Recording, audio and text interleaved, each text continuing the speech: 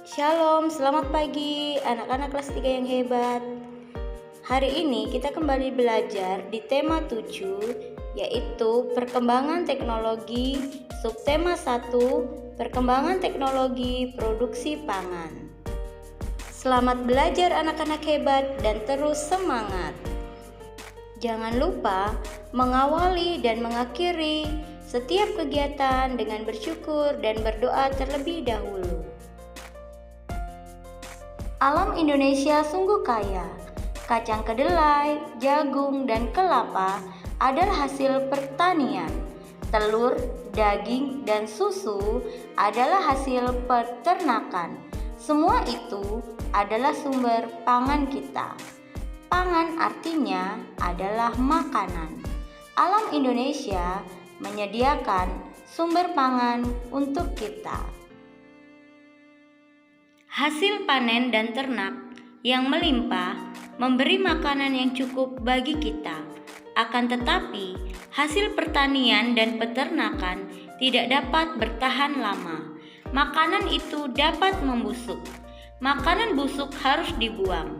Hasil panen harus diolah agar tidak cepat membusuk. Mengolah hasil panen dilakukan dengan teknologi pangan. Teknologi pangan adalah penggunaan ilmu pengetahuan untuk mengolah pangan. Teknologi pangan dapat menghasilkan makanan baru. Teknologi pangan menjaga agar makanan tidak cepat membusuk. Hasil panen berlimpah dapat diolah menjadi makanan baru.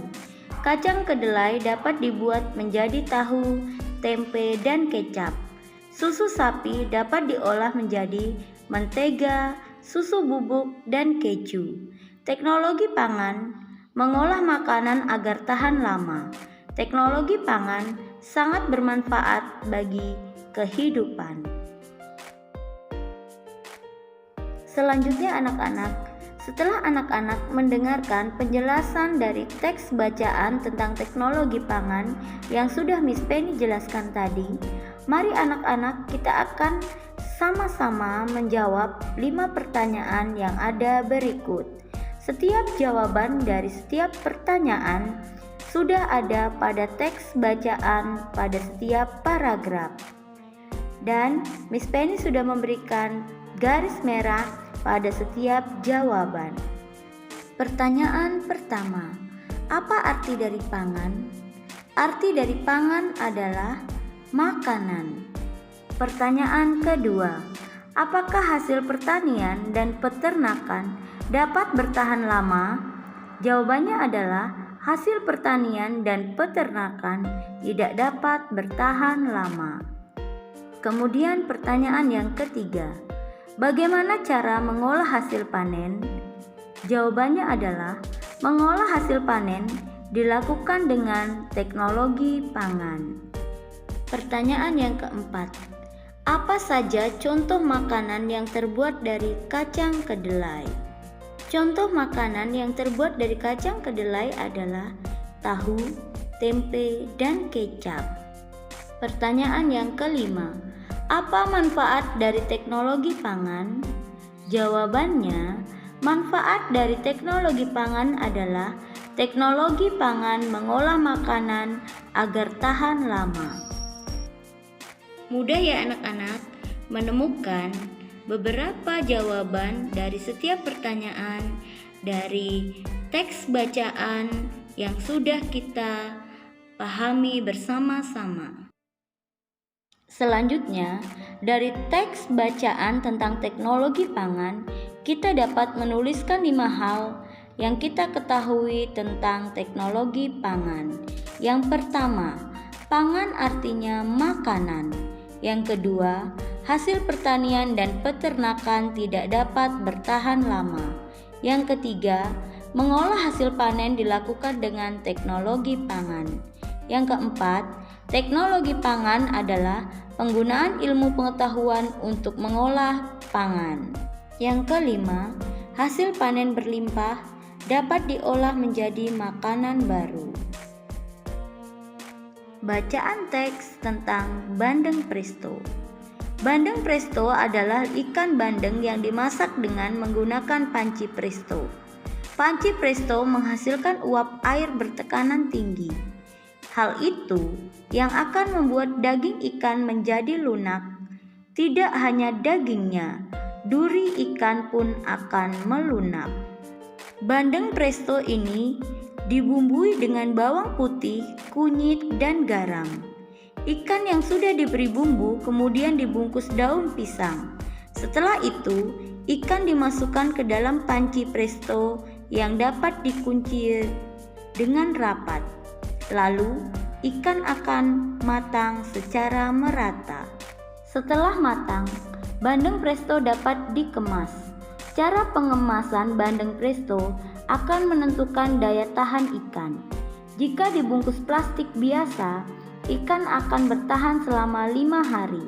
Namun, jika dibungkus dengan menggunakan plastik tahan udara, ikan akan bertahan hingga 3 bulan.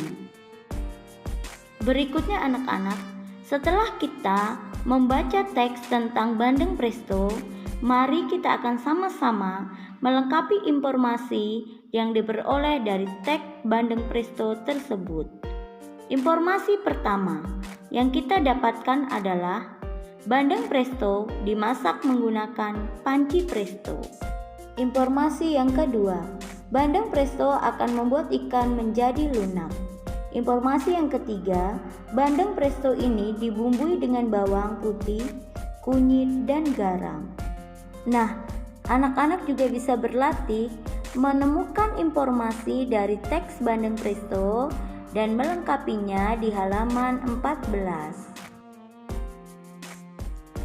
Kemudian, teks bandeng presto tadi menceritakan tentang proses pembuatan dan pengemasan bandeng presto. Selanjutnya anak-anak, amati kalimat yang berwarna merah pada teks hasil teknologi pangan. Kalimat tersebut merupakan kalimat utama pada setiap paragraf. Kalimat utama adalah kalimat yang berisi pokok pikiran utama atau ide pokok utama dan menjadi dasar untuk pengembangan paragraf. Berikutnya, kumpulan kalimat utama disebut dengan ringkasan. Mari anak-anak perhatikan ringkasan di bawah ini. Ringkasan ini adalah dari setiap tulisan yang berwarna merah pada teks hasil teknologi pangan. Bunyinya adalah, manusia butuh makanan terus-menerus. Agar makanan selalu tersedia, manusia mulai menggunakan teknologi pangan. Teknologi pangan penting untuk menghasilkan jenis makanan baru. Arti kata daya tahan adalah kemampuan bertahan terhadap segala pengaruh dari luar yang dapat merugikan, yaitu penyakit, serangan musuh, godaan, dan lain sebagainya. Arti kata teknologi yaitu metode ilmiah untuk mencapai tujuan praktis, ilmu pengetahuan terapan. Arti kata pengemasan yaitu proses, cara, atau perbuatan mengemasi. Sedangkan arti dari kedap udara adalah tidak mudah atau tidak dapat dimasuki atau ditembus oleh udara. Tugas bahasa Indonesianya adalah silakan anak-anak membaca teks tentang pengolahan singkong pada halaman 34.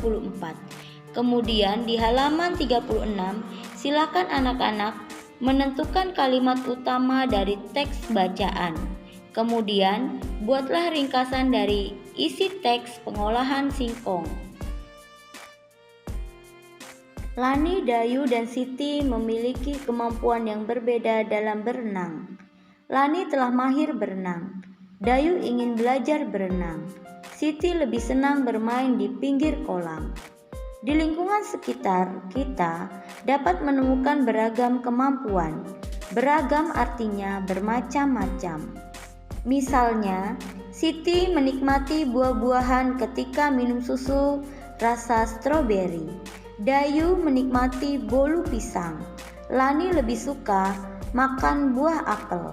Semua suka buah-buahan, namun mereka menikmati buah dengan cara yang berbeda-beda. Setiap orang memiliki kebiasaan yang berbeda-beda. Dapatkah anak-anak menyebutkan perbedaan kebiasaan Dayu, Siti, dan Lani dari cerita tersebut? Perbedaannya adalah Lani mahir berenang. Lani suka makan buah apel. Dayu ingin belajar berenang. Dayu menikmati bolu pisang. Siti lebih senang bermain di pinggir kolam. Siti menikmati buah-buahan ketika minum susu rasa stroberi. Kebiasaan yang berbeda merupakan bagian dari keberagaman. Keberagaman makanan yang disukai. Silakan anak-anak memperhatikan tabel berikut. Nama: Udin. Makanan yang disukai adalah combro. Edo, kue sagu. Dayu, sate lilit. Beni, panada. Siti, keripik singkong. Apakah mereka menyukai jenis makanan yang sama? Tidak. Apakah semua menyukai makanan hasil teknologi pangan? Ya, karena makanan yang disukai terbuat dari teknologi pangan. Setiap orang memiliki makanan kesukaan. Kesukaan setiap orang berbeda-beda. Jika temanmu memiliki kesukaan yang berbeda darimu, apa yang akan kamu lakukan? Perbedaan kemampuan. Perbedaan kebiasaan, perbedaan kesukaan merupakan bagian dari keberagaman. Sikap memahami dan menerima perbedaan, kemampuan, kebiasaan, dan kesukaan setiap orang sesuai dengan pengamalan Pancasila, sila ketiga yang berbunyi Persatuan Indonesia. Semua siswa kelas 3 diminta memakai pakaian daerah. Udin memakai baju daerah Sunda. Edo memakai baju dari Papua. Dayu memakai pakaian adat Bali. Demikian pula dengan Beni, Siti, Lani, dan yang lainnya. Mereka juga membawa makanan khas daerah. Udin membawa combro dari Sunda. Edo membawa kue sagu dari Papua. Dayu menyiapkan sate lilit dari Bali. Beni membawa panada dari Manado. Siti membawa keripik singkong dari Padang. Tak ketinggalan, Lani membawa kue keranjang yang merupakan makanan khas Tionghoa. Pada hari itu, semua siswa tampil berbeda. Satu sama lain bertukar cerita tentang daerah di Indonesia. Ternyata, setiap pakaian dan makanan daerah memiliki ciri khas masing-masing. Indonesia terbagi menjadi beberapa daerah. Setiap daerah memiliki pakaian adat yang beragam atau berbeda-beda. Walaupun berbeda-beda, namun Indonesia tetap bersatu. Apakah Udin dan teman-teman membawa budaya dari daerah yang sama? Jawabannya adalah tidak. Apakah kita perlu mengenal dan memahami daerah-daerah lain di Indonesia? Jawabannya adalah perlu. Perbedaan bukanlah hal yang harus diperdebatkan. Walau setiap siswa berasal dari daerah yang berbeda, namun satu sama lain tetap saling menghargai. Tidak ada yang merasa lebih baik ataupun lebih hebat.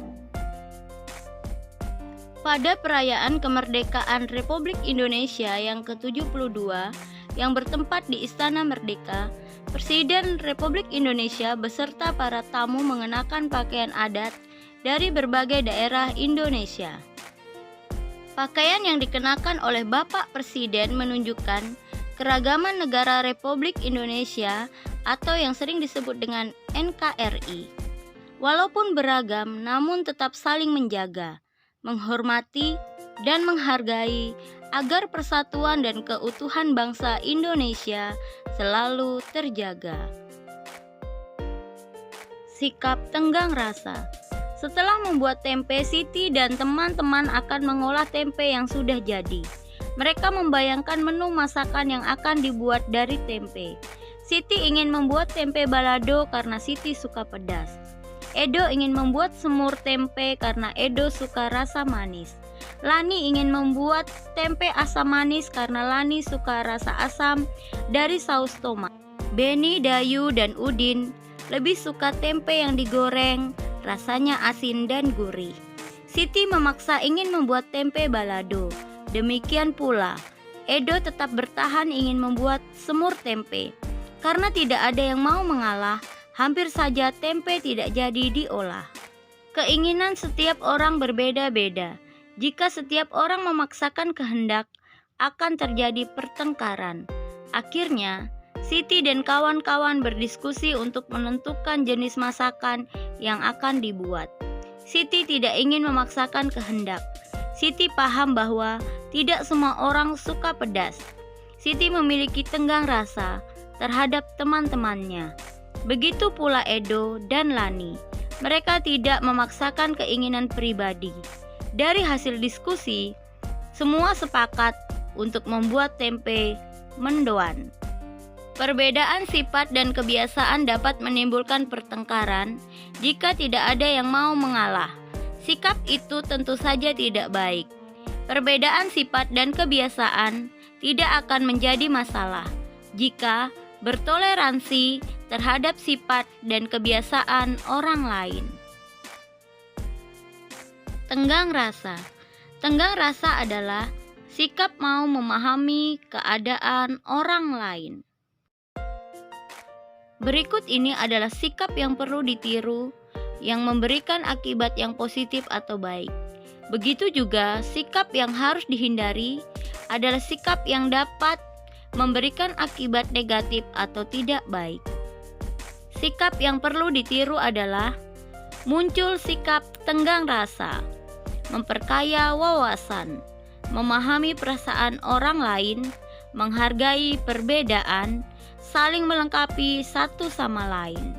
Dan sikap yang perlu dihindari adalah berbeda pendapat, perang antar suku bangsa, memaksakan kehendak, memicu pertengkaran, dan tidak mau bersatu. Tugas PPKN. Silahkan anak-anak menanyakan makanan kesukaan dari setiap anggota keluarga anak-anak. Kemudian, tuliskan di buku siswa halaman 19. Pola irama pada lagu. Lagu Rotiku memiliki pola irama yang berbeda. Pola irama adalah sekelompok bunyi dengan susunan tertentu. Pola irama muncul secara berulang-ulang dan teratur dalam sebuah lagu.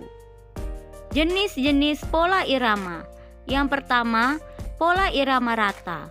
Merupakan pola irama dengan pembagian yang rata atau sama. Yang kedua, pola irama rata tidak rata, yaitu merupakan pola irama yang pembagian antara pola dengan pulsa tidak sama. Pulsa adalah rangkaian denyutan yang datang secara berulang dan teratur yang dapat dirasakan dan dihayati dalam musik. Pola irama adalah unsur yang penting dalam musik. Begitu pula dengan irama. Dalam musik, irama juga menjalankan fungsinya sebagai penggerak serta sebagai tumpuan dasar dari komposisi. Terdapat beberapa alat musik yang tergolong sebagai alat musik irama. Di antaranya adalah drum, perkusi, bass, gitar, dan piano. Lagu Rotiku memiliki pola irama yang berbeda pada setiap bait lagu. Lagu Rotiku sendiri memiliki pola irama 2/4 yang berarti pola irama sedang. Pola irama dalam lagu ini sendiri merupakan sekelompok bunyi dengan susunan tertentu yang muncul secara berulang-ulang dan teratur. Lagu Rotiku mengambil tema dari salah satu jenis makanan yaitu roti. Lagu ini diciptakan oleh A.T. Mahmud. seorang pencipta lagu anak-anak yang terkenal. Dengan mengangkat topik tentang roti, A.T. Mahmud ingin menjelaskan bentuk dari roti yang persegi 4, memiliki kulit berwarna coklat, yang mana apabila sudah dibuka harus ditutup rapat-rapat supaya tidak dihinggapi lalat. Lirik lagu Rotiku adalah sebagai berikut. Mari anak-anak kita bernyanyi bersama-sama.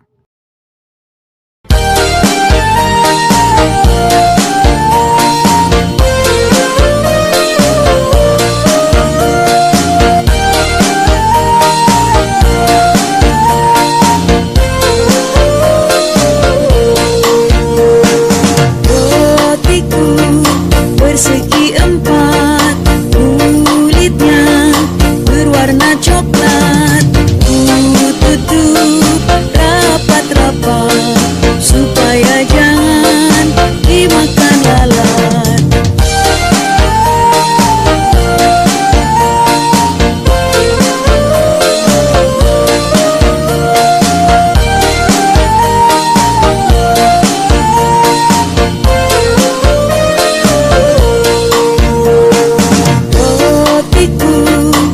Persegi 4, kulitnya berwarna coklat, tutup rapat-rapat supaya jangan dimakan lalat.